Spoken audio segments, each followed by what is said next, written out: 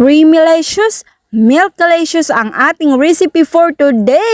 Ayan, maayong adlaw na naman po sa inyo mga palangga ko. Nandito na naman po ang inyong lingkod, Triple C Cooking, at maghahati na naman po tayo sa inyo ng napakasarap na recipe na swak pang negosyo. Swak na swak ngayong panahon, napakainit. Kaya naman mga palangga, ang ating recipe for today ay ubi halayan na swak pang partner sa halo-halo. O diba?